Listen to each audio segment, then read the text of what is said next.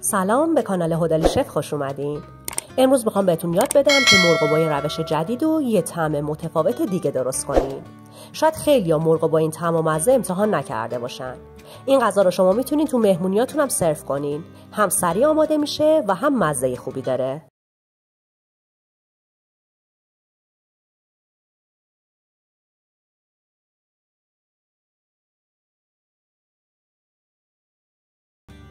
چهار تا تیکه مرغ رو توی ظرف بذارین. من از قسمت بالای رون استفاده کردم. شما میتونین از ساق مرغ هم استفاده کنین. 3/4 قاشق مرباخوری نمک و نصف قاشق مرباخوری فلفل سیاه روی مرغا بریزین.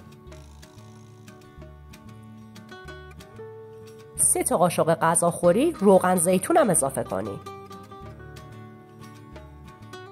3 حبه سیر رنده شده هم به مرغا اضافه کنین. 5 قاشق غذاخوری سرکه انگور هم بریزین. به جای سرکه انگور از سرکه سیب هم میتونین استفاده کنین. 2 قاشق غذاخوری شیره انگور هم بریزین.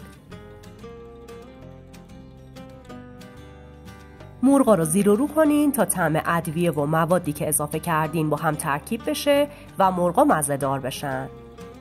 نسبت 5 قاشق غذاخوری سرکه انگور با 2 قاشق غذاخوری شیره یه طعم ملسی به مرغاتون میده.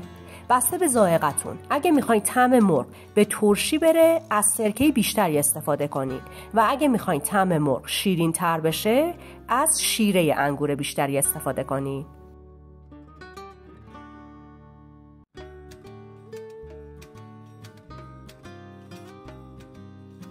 در ظرفو ببندین و نیم ساعت بذارین تو یخچال تا مرغ استراحت کنه و مزه دار بشه.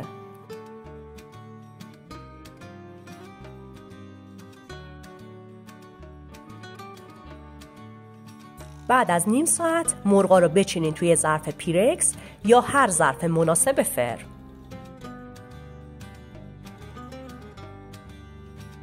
هرچی مواد توی ظرف مونده رو هم بریزین روی مرغا.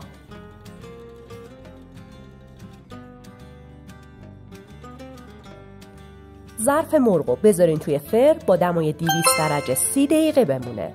بعد از نیم ساعت شعله بالای فر رو روشن کنین و 10 دقیقه دیگه هم اجازه بدین بمونه تا روی مرغا هم برشته بشه.